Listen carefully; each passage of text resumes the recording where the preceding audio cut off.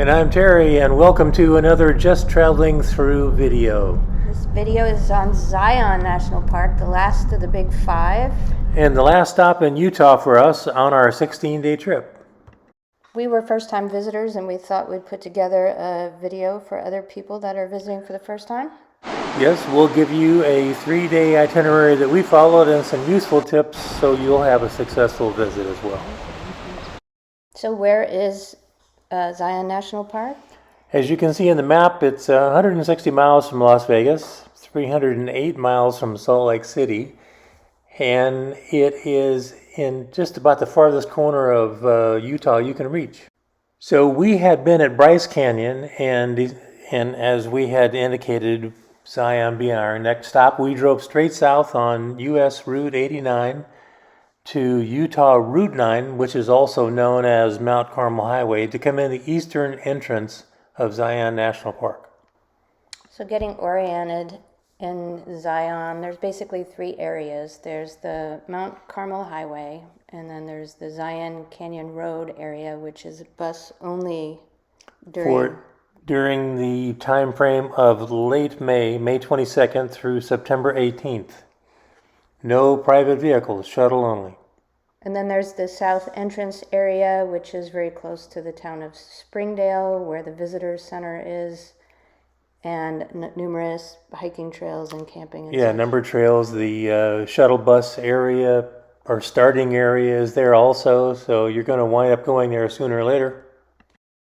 There are other areas of Zion National Park that we did not go to, but gives you some idea of the size of Zion. For example, in the far northeast corner of the park is a section known as Kolob Canyons, which is reachable only by going quite a ways west and then going north to get to. We didn't go there, and we don't have any info for you, so you're going to have to do some research on your own. The Zion Canyon Road area is where a lot of the more popular hikes are, including Angel's Landing, the Emerald Pools, the Zion Lodge is there. If you want to hike the Narrows, it's in that area as well. So again, because that requires shuttle, you want to plan accordingly. As far as places to stay, you basically have two choices. You can stay outside of the park in this little town called Springdale, or within the park at the lodge or various camping facilities. Yeah, Springdale is pretty small. It's 4.6 square miles, but it has 80 hotels and a population of 489. So we're not sure where they're getting all their workers, but it is a neat little place to stay. Yeah, there's a plethora of restaurants and shopping in town, so it's a great place to spend a few hours and check things out. If you stay in town, there's a shuttle that goes through town that brings you right into the visitor center area, into the entrance of the park. So that's one advantage of staying there. You won't need to park at the visitor center and find parking. That parking lot gets full, so the shuttle is the way to go. Yeah, we had dinner at a restaurant named the Bit and Spur, and the food was excellent. Nice patio outside, very convenient to where we were staying, and the food was excellent. What'd you have? I had sweet potato tamales, very unusual dish. And I had shrimp tacos, I think, and both were really good, and it was a cool setting. Good selection of wine and beer. Enjoy. Now, the Zion Lodge is right inside the heart of the canyon, and it sits down there, and it's very verdant and green, and there's trees everywhere. It's very pretty. Beautiful setting. It's actually been around since 1924. It's on the National Historic Register. Has 76 rooms, and the setting is just really nice. So I looked it up, and rooms at the time that I was looking were averaging in the $200 range. So if you're interested in that, check it out. There's also camping available, we noticed, in some areas. So if you're into that, you can find that there as well. So in a second, we're going to give you a proposed 3-day itinerary. But first, we wanted to talk a little bit about Angel's Landing. Angel's Landing is a very steep trail that's very popular. A lot of people go to the park just to do Angel's Landing. Yeah, you can find literally hundreds of videos on YouTube and elsewhere showing the ascent and descent. It is very steep. It looked beyond our capabilities, so we came by there on the shuttle bus and admired it and kept on going because we just didn't have the time or the energy to tackle such a hill. So it is by lottery only at peak times of the year. So you want to check out the National Public Park website in order to see what the lottery rules are. But they do seasonal lottery and they also do the day before lotteries. So if that's something you really want to do, then you'll have to plan that into your visit overall. It's something that people dream about. So. Yep, National Park Service. You can find all the info on recreation.gov. So on to a 3-day itinerary. This is a suggested itinerary. It's what we kind of followed. There's numerous ways to structure your days. Yeah, you could do this any one of a dozen ways. This worked out real well for us, so we thought we'd pass it along to you.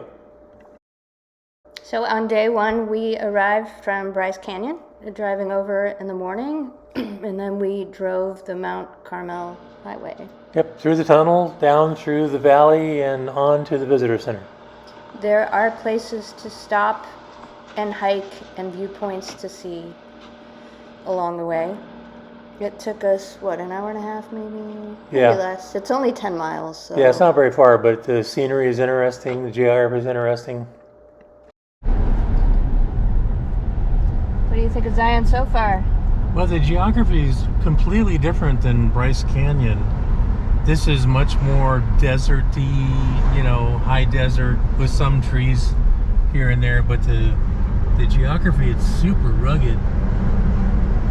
Muscular comes to mind.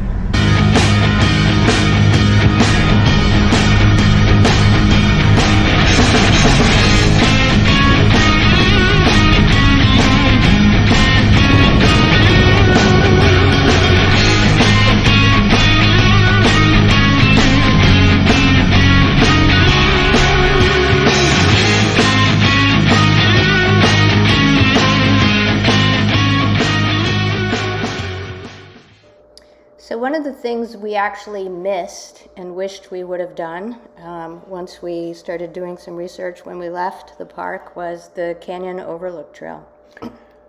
Yeah, for some reason, this particular trail being early on the eastern access side of the park, we just completely overlooked.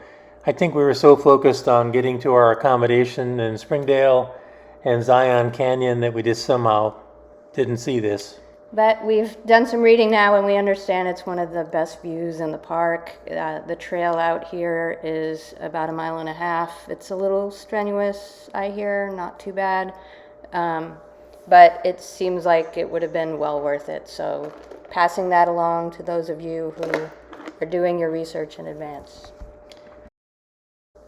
So the Mount Carmel tunnel you're going to run into right after you enter the eastern access point to Zion National Park, and the tunnel is height and width restricted. If you're in a single vehicle and you're not towing, you'll be fine, but if you're in anything larger or you're pulling something or whatever, there are going to be restrictions. Go to nps.gov, the nationalparkservice.gov website, to read what is restricted or prohibited. Yeehaw! Yeah, we actually saw some people in a camper get turned away because they looked to be too wide to go through that day, and they were not happy, and it's a really long distance to go around and to try to come in the other entrance. So if you come in that entrance, big tip, check the size of your vehicle before you go. You can see in this video how the traffic going in the other direction is all backed up ahead of the tunnel, and we think that they closed the tunnel to certain directions at certain times when larger vehicles are going through, but also probably because people are being cautious. So we noticed that backup occurs. It is something to be cognizant of. When we actually left the park, when we were going back to Arizona, we decided to go a different direction because we didn't want to get stuck in that backup. Yeah, we exited the park on the western side.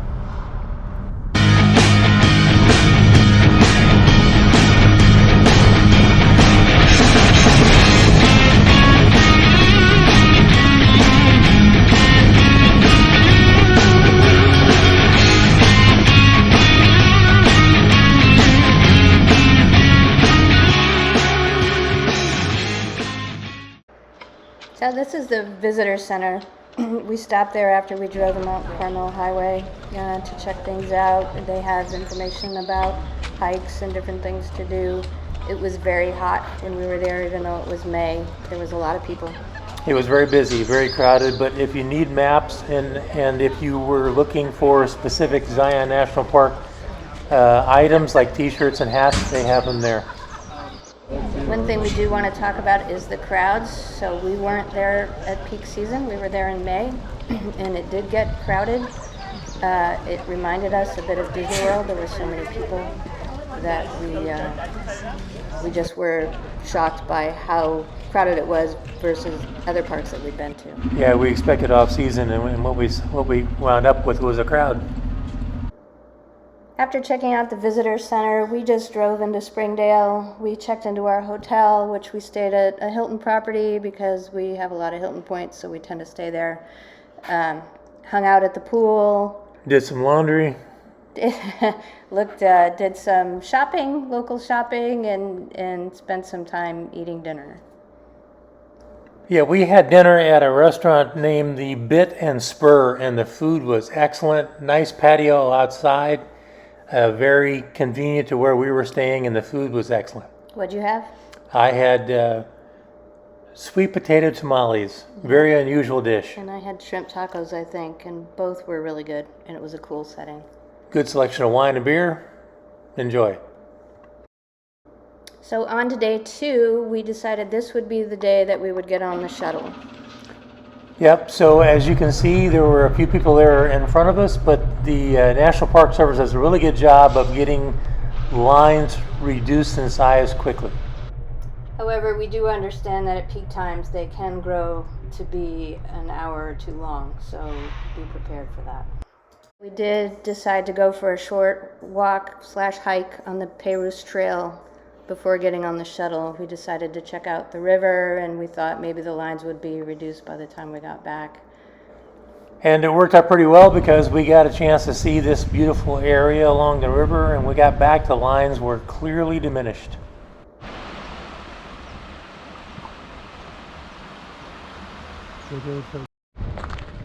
One of the tent camping areas is actually right along the river there, and this is showing you some of what that looked like. It was kind of a cool little setting. Once on the shuttle bus, we planned to stop at the lodge because that's where the Emerald Pools Trail was. And the lodge area is very, very pretty, heavily wooded. Nice place to start a hike. This is the trailhead, and this hike was really nice. It was shaded, it was pretty alongside the river. It was paved. The geography was truly unique. There are 3 sections of the Emerald Pools Trail. There's the lower pool, there's the middle, and then the upper. We only did the lower.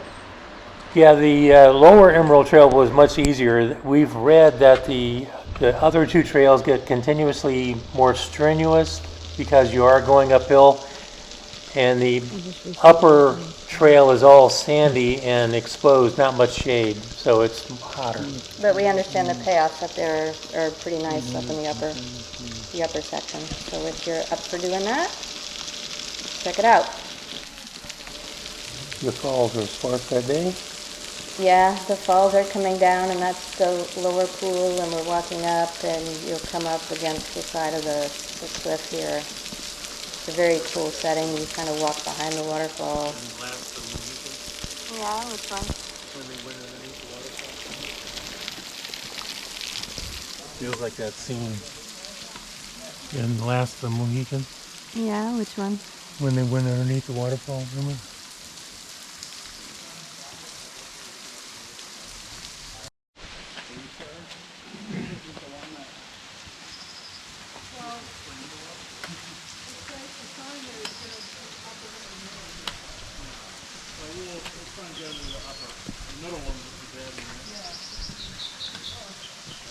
After having been at the other Utah parks, and this being the last one, we were very surprised about how verdant it was, how many trees there were, and the water being here. It was very pleasant. Super lush.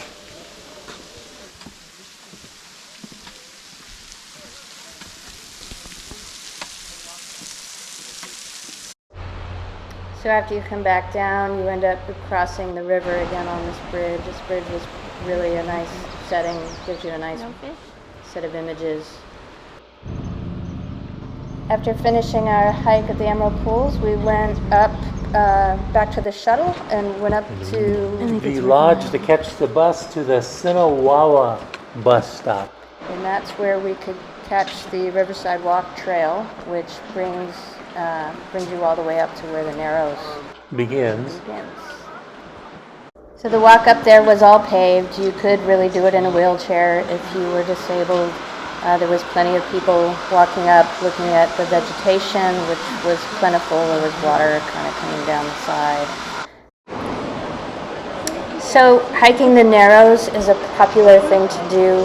If you do the whole thing from bottom up, where you don't need a permit, if you do it from the bottom up. Yeah, if you do it from the top down, you need a permit. You need a wilderness. They call it a wilderness permit. If you go from the bottom up, you can walk as far as 9.4 miles. Which is up to Big Spring. Or you can just go as far as you want and turn around. A lot of people stop at Orderville Canyon, which is about 2 miles up and 4 miles in total. And then turn around. Now, we do recommend hiking shoes. Yeah, most of the way in the Narrows are going to be in the water or really near to it. And you'll notice in our video that people are wearing red shoes. Those are all rental equipment prepared people. So if you want to keep your shoes dry, you're going to need to rent some gear. Now on the shuttle on the way back to the visitor center, there are other stops that you can stop at, and you can either stop and just take some pictures or do some other hikes. So those might be things you want to check out. You have to prioritize and figure out what you can fit into your day. On day 3, we recommend doing some other hike. So if you are going to do Angel's Landing, you might fit it into this day, or if there's something that you missed on another day, you might want to do that. But we came up with 3 suggestions here. Okay, suggestion number 1 is the Watchman Trail. It's a 3.3 mile round trip, elevation change of 368 feet, and the National Park Service site rates it as an easy trail. Number 2 is the Scout Lookout Trail. It's a 4 mile round trip, elevation change of almost 1,500 feet. A little more strenuous. National Park Service rates it as a mid-strenuous. And then the Scout Lookout Trail goes over to Angel's Landing. It's actually the first part of that hike, right? So you could do that part and not do the Angel's Landing part if you wanted. Yep. And the final trail is the Observation Point Trail, which the National Park Service rates as strenuous. It's an 8 mile round trip with an elevation change of 2,148 feet. Which is listed as very strenuous, so only do that one if you're able, but it's the payoff there. A lot of people say it's underrated. You can see the entire Zion Canyon from the top. Yeah. So as always, you should check the National Park Service website for closing information and other warnings or announcements. And that's all we have for you today for Zion National Park. I hope you guys enjoyed watching it as much as we had making it. And I hope you found it useful. Please give us a thumbs up, give us some feedback, whether you liked it, what we should include, if we missed something that you thought would have been useful. And if you've never been to Zion, put it on your list because it's a fantastic park to visit. Thanks. Bye.